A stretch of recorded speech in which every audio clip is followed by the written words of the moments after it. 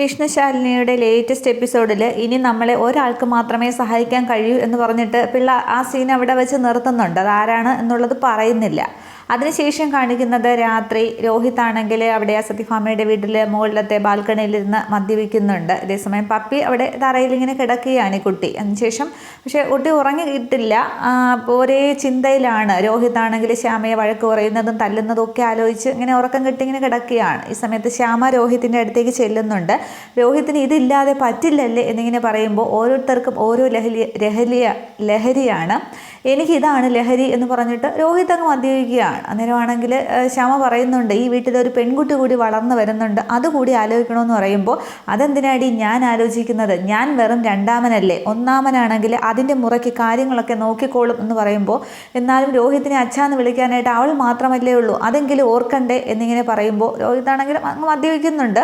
ശ്യാമയോട് പറയുകയാണ്, അതിനെക്കുറിച്ച് ഓർത്ത് എനിക്ക് യാതൊരു വിഷമവുമില്ല, കുഴപ്പം എനിക്കല്ല നിനക്കാണ് കുഴപ്പം, അതുകൊണ്ട് എനിക്ക് യാതൊരു പേടിയില്ല എന്ന് പറയുമ്പോൾ ശ്യാമ ഇങ്ങനെ ആലോചിക്കുന്നുണ്ട്. അന്ന് ആ ഡോക്ടർ പറഞ്ഞത്, ധന്യ ഡോക്ടർ പറഞ്ഞത് ഇനി ഒരിക്കലും ശ്യാമയ്ക്ക് ഗർഭം ധരിക്കാനാവില്ല എന്നുള്ളതും അത് രോഹിത്തിനോട് പറയുകയും ചെയ്തല്ലോ. അന്നേരമാണെങ്കിൽ ശ്യാമയ്ക്ക് വിഷമം വരുന്നുണ്ട്. രോഹിത്തിന് ഇതൊക്കെ എങ്ങനെ പറയാൻ സാധിക്കുന്നു എന്നിങ്ങനെ ചോദിക്കുമ്പോൾ സാഹചര്യം കൊണ്ടാണ് എന്നെ കണ്ടും കേട്ടും ഓരോന്നൊക്കെ പറയാനൊക്കെ ആക്കിയത് എന്നിങ്ങനെ പറയുമ്പോൾ എനിക്കിപ്പോൾ ഈ ഒരു ലഹരി മാത്രമേ ഉള്ളൂ, ഇങ്ങനെ ഒരു രണ്ടെണ്ണം അടിക്കണം എന്നിട്ട് സുഖമായിട്ട് കിടന്നുറങ്ങണം എന്നിങ്ങനെ പറയുമ്പോൾ അവസാനം കരളും ഒക്കെ നശിച്ച് ഇങ്ങനെ ഇരിക്കുമ്പോൾ ദുഃഖിക്കേണ്ടി വരും എന്നിങ്ങനെ പറയുമ്പോൾ ഞാൻ അതോർത്തൊന്നും ദുഃഖിക്കേണ്ട യാതൊരു ആവശ്യവുമില്ല, അവസാനം എവിടെയെങ്കിലും കിടന്ന് ചാവും, മുനിസിപ്പാലിറ്റിക്കാരെങ്കിലും എടുത്ത് കുഴിച്ചിട്ടോളും, ഇല്ലെങ്കിൽ ആരെങ്കിലും ചീത്ത പറഞ്ഞുകൊണ്ട് അന്ത്യവിശ്രമം എനിക്ക് ആരെങ്കിലും തരും, അത്രയേ ഉള്ളൂ ജീവിതം എന്നൊക്കെ ഇങ്ങനെ പറയുന്നുണ്ട്.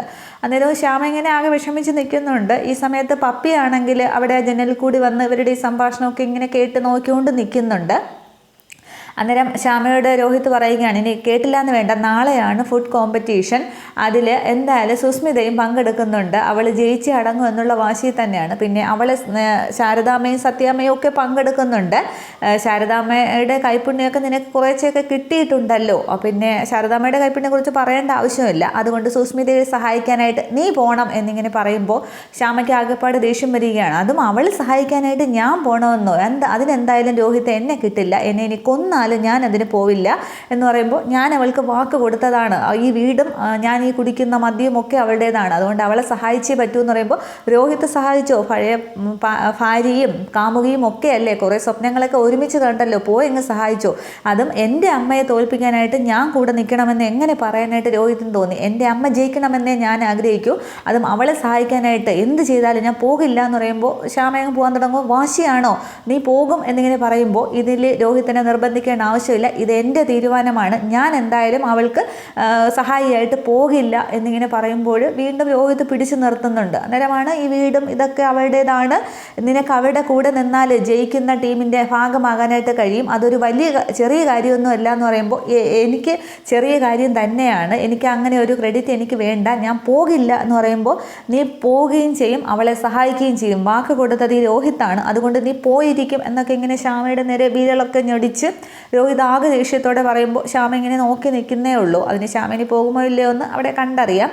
ഈ കുട്ടി ഇതെല്ലാം കണ്ടും കേട്ടും ഇങ്ങനെ വിഷമിച്ച് നിൽക്കുന്നുണ്ട്.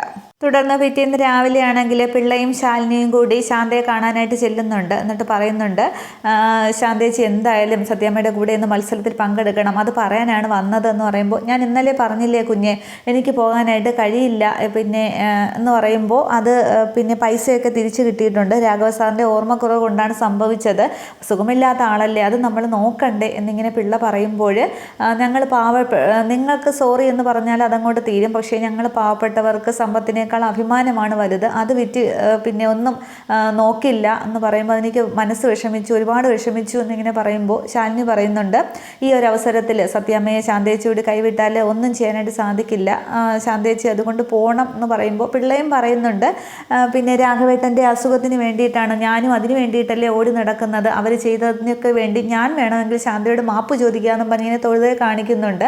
അന്നേരം അയ്യോ പിള്ളച്ചേട്ടൻ എന്നെ അങ്ങനെയാണോ കരുതിയിരിക്കുന്നത്, അപ്പോഴത്തെ ആ ഒരു മനസ്സ് വിഷമം കൊണ്ട് ഞാൻ ഞാൻ അങ്ങനെയൊക്കെ പറഞ്ഞതാണ്, അല്ലാതെ വേറൊന്നും കൊണ്ടല്ല എന്നിങ്ങനെ പറയുമ്പോൾ ശാലിനി ഒരുപാട് നിർബന്ധിക്കുന്നുണ്ട്. വിഷ്ണുവേട്ടൻ്റെ അച്ഛന് വേണ്ടിയിട്ടല്ലേ, സത്യാമ്മയുടെ സ്വഭാവം അറിയാമല്ലോ, എന്നെ എന്തെല്ലാം പറഞ്ഞിരിക്കുന്നു, ഞാൻ അതൊക്കെ കണ്ടും കേട്ടില്ല എന്നൊക്കെ നടിച്ചങ്ങ് പോവുമായിരുന്നു. ഈ ഒരു അവസരത്തിൽ ശാന്തേച്ചി കൈവിടരുത് എന്നിങ്ങനെ പറയുമ്പോൾ ശാന്ത ഇങ്ങനെ അങ്ങോട്ട് തിരിഞ്ഞു നിൽക്കുന്നുണ്ട്. അന്നേരം അല്ല ശാന്തേച്ചി ഒന്നും പറഞ്ഞില്ല എന്ന് പറയുമ്പോൾ പിന്നെ നിങ്ങൾ രണ്ടുപേരും കൂടി ഇത്രയുമൊക്കെ പറയുമ്പോൾ ഞാൻ എങ്ങനെയാണ് പറ്റില്ല എന്ന് പറയുന്നത്, നിങ്ങൾ അത്രയ്ക്ക് വേണ്ടപ്പെട്ടവർ തന്നെയാണ് എനിക്ക് എന്ന് പറയുന്നുണ്ട്. അന്നേരം ശാലിനിക്കും പിള്ളയ്ക്കും സന്തോഷമാവുന്നുണ്ട് ശാന്ത ചെല്ല എന്നുള്ളത്. തുടർന്ന് ശാലിനിയാണെങ്കിൽ ശാന്തയുടെ കൈ പിടിക്കുന്നുണ്ട്. അന്നേരം വെറുതെ ചെന്നാൽ പോരാ, അതിൽ പങ്കെടുക്കുകയും സത്യാമ്മയെ വിജയിപ്പിക്കുകയും ചെയ്യണം, അതിനുവേണ്ടി ശ്രമിക്കുകയും വേണം. ഇപ്പോഴത്തെ ആ ഒരു ദേഷ്യമൊന്നും അവിടെ കാണിക്കരുത് എന്ന് പറയുമ്പോൾ ഇല്ല, ഇത് ശാരദാമ്മയുടെ കളരിയാണ്, അന്നം തരുന്നവരെ ബഹുമാനിച്ചിട്ടേ ഉള്ളൂ, അവർക്കെതിരെ നമ്മൾ തിരിഞ്ഞു നിന്നിട്ടില്ല, അവരെ ദ്രോഹിക്കാനായിട്ട് നിൽക്കില്ല, ഇത് അന്നം ഇത് നമ്മുടെ ചോറാണ് എന്നിങ്ങനെ പറയുമ്പോൾ ശാന്ത പറയുമ്പോൾ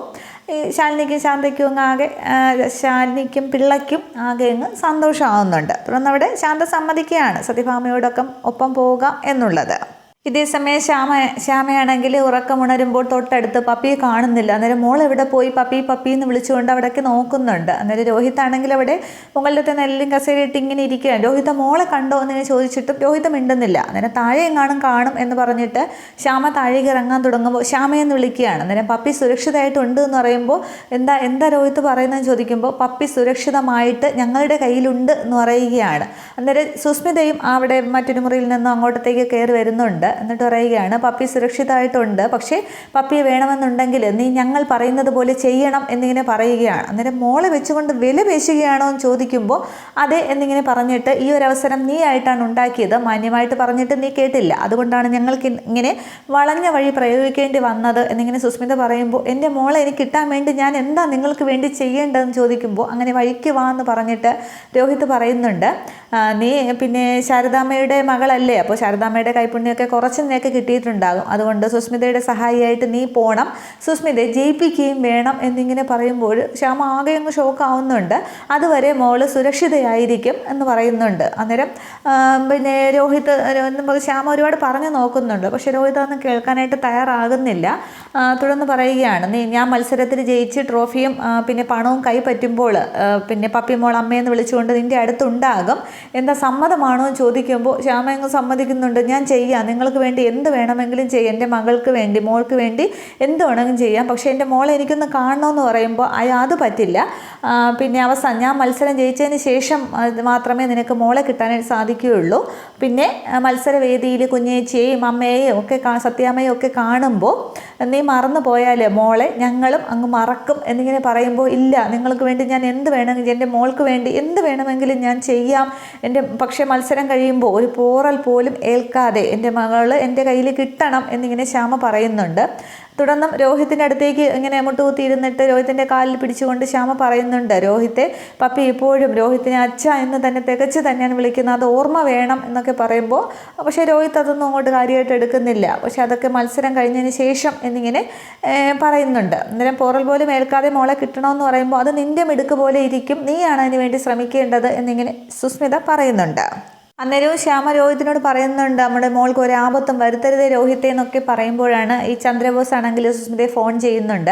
അന്നേരം എടി മോളെ പിന്നെ സത്യാമ്മയും ശാരദാമ്മയും ഒക്കെ മത്സരത്തിൽ പങ്കെടുക്കാതിരിക്കാനായിട്ടുള്ള എല്ലാ പണിയും ഞാൻ ഒപ്പിച്ചു കഴിഞ്ഞു എന്ന് പറയുമ്പോൾ അപ്പോൾ ചിറ്റപ്പം പണി തുടങ്ങിയല്ലേ എന്ന്, പിന്നെ അല്ലാതെ മത്സരത്തിൽ പങ്കെടുക്കുന്നത് എൻ്റെ സുസ്മി മോളല്ലേ, അപ്പോൾ പിന്നെ ഞാൻ ഇത്രയൊക്കെ ചെയ്യണ്ടേ എന്ന് പറയുകയാണ്. തുടർന്ന് ഈ ചന്ദ്രബോസ് പറയുന്നുണ്ട് അവർ മത്സരത്തിൽ പിന്നെ സമയത്തിന് എത്തുക പോലുമില്ല, അപ്പോൾ നീ അവിടെ ചെന്ന് എന്ത് വെട്ടിയിട്ടാലും നീ വിജയിക്കുകയുള്ളൂ എന്ന് പറയുകയാണ്. പിന്നെ ഈ കിട്ടുന്ന പിന്നെ 10 ലക്ഷത്തിൽ ഒരു വീതം ചിറ്റപ്പന് കൂടി തന്നേക്കണേ എന്ന് പറയുകയാണ്. പറഞ്ഞതിൻ്റെ പൊരുൾ മനസ്സിലായല്ലോ എന്ന് പറയുമ്പോൾ അത് പിന്നെ എനിക്ക് മനസ്സിലായി, ഈ വിജയം എനിക്ക് സമ്മാനം കിട്ടുമ്പോൾ ആ വിജയം ചിറ്റപ്പനും കൂടി ആഘോഷിക്കും, ഒരു വീതം മനസ്സറിഞ്ഞ് ഈ സുസ്മിത മോള് ചിറ്റപ്പന് തരും എന്ന് പറയുകയാണ്. ചിറ്റപ്പൻ ബാക്കി പണിയൊക്കെ നോക്കിയോ എന്ന് പറയുമ്പോൾ എങ്കിൽ നീ പെട്ടെന്ന് ഇനി പോരാ എന്ന് പറഞ്ഞിട്ട് ഫോൺ വയ്ക്കുന്നുണ്ട്. തുടർന്ന് സുസ്മിത ഇങ്ങനെ തിരിഞ്ഞു നോക്കുമ്പോഴും രോഹിത്തിൻ്റെ കാല് പിടിച്ച് ശ്യാമ അങ്ങോട്ട് കരയുകയാണ്, മോൾക്കൊരു ആപത്തും വരുത്തരുതേ എന്നൊക്കെ. അതൊക്കെ കണ്ട് സുസ്മിതയ്ക്ക് അങ്ങോട്ട് സന്തോഷമാവുന്നുണ്ട്.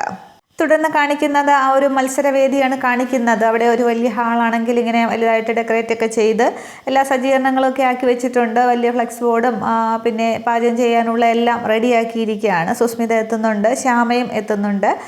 പിന്നെ ചന്ദ്രബോസ് ഉണ്ട്, കുറുപ്പ് സാറും ആ ഒരു സാബു വർഗീസും ഒക്കെ ഉണ്ട്. അന്നേരം അവിടേക്കാണെങ്കിൽ ഈ ജഗദീപ് ബൈക്കിൽ വരുന്നുണ്ട്. അന്നേരം ഇതെല്ലാം നോക്കിയിട്ട് വമ്പൻ സെറ്റപ്പാണല്ലോ, കാര്യം നമ്മളെ അറിയിക്കാതെയാണ് അവൾ വന്നതെങ്കിലും വലിഞ്ഞു കയറി വരേണ്ട ഉത്തരവാദിത്വം നമുക്കുണ്ടല്ലോ എന്നും പറഞ്ഞിട്ട് ജഗദീപും അകത്തേക്ക് വരുന്നുണ്ട്. പക്ഷേ ശ്യാമയാണെങ്കിൽ ഇങ്ങനെ ആകെ ടെൻഷനിലിരിക്കുകയാണ്. അത് സുസ്മിത ശ്രദ്ധിക്കുന്നുണ്ട്. തുടർന്ന് ജഗദീപ് ആണെങ്കിൽ അകത്തേക്ക് കയറുമ്പോൾ ആദ്യം ചന്ദ്രബോസിനെയാണ് കാണുന്നത്. ഇയാൾ പണിക്കൊന്നും പോയില്ലേ എന്ന് പറഞ്ഞിട്ട് ചന്ദ്രബോസ് ഇങ്ങനെ ഉഴപ്പിച്ച് നോക്കുന്നുണ്ട്. സുസ്മിത കണ്ടിട്ട് സുസ്മിതയ്ക്ക് അങ്ങോട്ട് ഇഷ്ടപ്പെടുന്നില്ല. അന്നേരം ഞാൻ എത്തി എന്ന് പറയുമ്പോൾ സുസ്മിത മൈൻഡ് ചെയ്യാൻ നിൽക്കുകയാണ്. അന്നേരം എന്തോ ഇഷ്ടപ്പെട്ടില്ലേ എന്ന് പറയുമ്പോൾ അവിടെയാണെങ്കിൽ സ്റ്റേജിലാണെങ്കിൽ സാബു വർഗീസും കുറുപ്പ് സാറും ഉണ്ട്. പിന്നെ ഇതൊക്കെ പറയുന്ന ഒരു ആങ്കർ ഒരു പെൺകുട്ടിയുണ്ട്. സാർ തുടങ്ങട്ടെ ചോദിക്കുമ്പോൾ തുടങ്ങിക്കോളൂ എന്ന് പറഞ്ഞിട്ട് ആ കുട്ടിയാണെങ്കിൽ ഈ പാചകത്തെക്കുറിച്ചും ഒക്കെ അങ്ങോട്ട് വിശദമായിട്ട് സംസാരിക്കുന്നുണ്ട്. അപ്പോൾ ജഗദീപ് കസേരയിൽ ഇരിക്കുന്നുണ്ട്. ചന്ദ്രബോസിൻ്റെ അടുത്തേക്ക് വന്നിരിക്കുകയാണ്. അന്നേരം സുസ്മിത വരുമ്പോൾ സുസ്മിതയ്ക്ക് കസേരയില്ല. സുസ്മിത ഇങ്ങനെ ജഗദീപിനെ നോക്കുമ്പോൾ ഞാൻ മാറിത്തരാമെന്ന് പറഞ്ഞിട്ട് ജഗദീപ് മാറി കൊടുക്കുന്നുണ്ട്.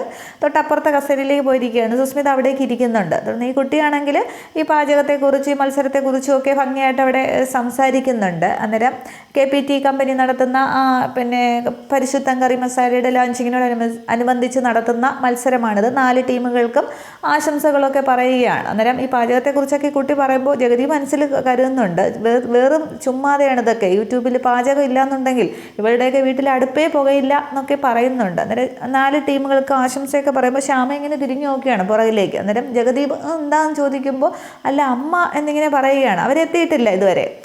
ഈ സുസ്മിതയും ശ്യാമയും പിന്നെ വേറൊരു ടീമും എത്തിയിട്ടുള്ളൂ. സത്യഭാമയും ശാരദാമ്മയും എത്തിയിട്ടില്ല. അന്നേരം 4 പാചകത്തിൽ പ്രശസ്തിയിൽ നിൽക്കുന്ന നളൻ തന്നെയാണ്. പക്ഷേ ഇവിടെ പാചക റാണിയെ കണ്ടെത്താനുള്ള മത്സരമാണ്. അതെന്തിനാണ് എന്തുകൊണ്ടാണ് എന്നുള്ളത് നമുക്ക് ഇതിൻ്റെ മാനേജിങ് ഡയറക്ടറോട് സാബു വർഗീസ് സാറിനോട് തന്നെ ചോദിക്കാം എന്ന് പറഞ്ഞിട്ട് ഈ സാബു വർഗീസിന് മൈക്ക് കൊടുക്കുന്നുണ്ട്. അന്നേരം സീ ഫുഡിൽ നമ്മൾ ഏറ്റവും കൂടുതൽ മുന്നിൽ നിൽക്കുന്നതാണ് ഈ KPT കമ്പനി എന്നുള്ളത്. അപ്പോൾ പരിശുദ്ധമായ മസാലക്കൂട്ട് ജനങ്ങളിലേക്ക് എത്തിക്കുക എന്നുള്ളതാണ് നമ്മുടെ ഉദ്ദേശം. അതിന് വേണ്ടിയിട്ടാണ് ഇങ്ങനെ ഒരു മത്സരമൊക്കെ നടത്തുന്നത് എന്നിങ്ങനെ പറയുകയാണ്. അത് അത്രയും കാണിക്കുന്നുണ്ട്. അന്നേരം സുസ്മിതയൊക്കെ ഇങ്ങനെ വാശിയോടെ ഇരിക്കുകയാണ്. അപ്പോൾ ഈ ഒരു പ്രോഗ്രാം നല്ല വാശിയേറിയ മത്സരം തന്നെയാണ് എന്ന് പറയുമ്പോൾ ജഗദീപ് മനസ്സിൽ കരുതുകയാണ് വാശിയൊന്നുമില്ല, അപ്പോൾ കുറച്ച് വാചകമുണ്ട്, അതിൽ ഇവള് തന്നെ ഫസ്റ്റ് അടിക്കുമെന്ന് ഇങ്ങനെ സുസ്മിത നോക്കി മനസ്സിൽ പറയുന്നുണ്ട്. ഇതേസമയം ശാലിനിയും സത്യഭാമയും കൂടി വരുന്ന വണ്ടി അതിൽ കമലിനാണ് ഓടിക്കുന്നത് കാണിക്കുന്നത്. അവരിങ്ങനെ വരുമ്പോൾ വേറൊരു ജീപ്പ് വന്ന് ഓവർടേക്ക് ചെയ്ത് ഇവരെ വണ്ടിക്ക് മുന്നേ നിർത്തുന്നുണ്ട്. അന്നേരം കമലം പെട്ടെന്ന് സഡൻ ബ്രേക്ക് ഇടുമ്പോൾ ശാലിനിയും ശാരദാമയും ഒക്കെ ഇങ്ങനെ മുന്നോട്ടായുന്നുണ്ട്. ശാലിനി ഇങ്ങനെ അന്തം വിട്ടിരിക്കുന്നു. ആ ഒരു സീൻ കാണിക്കുകയാണ്. അപ്പോൾ ആ ചന്ദ്രബോസിൻ്റെ ഗുണ്ടകളാണ് ഇവിടെ വഴി തടയുന്നത്. ഇത്രയും എപ്പിസോഡിലുള്ളൂ. അപ്പോൾ ബാക്കി അടുത്ത സീനിൽ സത്യഭാമയുടെ വണ്ടിയും അവിടെ തടയും. അപ്പോൾ ഈ അനൂപ് വന്ന് അവരെ രക്ഷിക്കും, വിഷ്ണു വന്ന് ഇവരെ രക്ഷിക്കും. പക്ഷേ ഇവർ കറക്റ്റ് സമയത്ത് മത്സരത്തിൽ പങ്കെടുക്കും. ഇനി മത്സര വിജയി ആരാണ് എന്നുള്ളതാണ് നമുക്ക് അടുത്ത എപ്പിസോഡിലെ അറിയത്തുള്ളൂ. അത് ഓക്കെ. Thank you.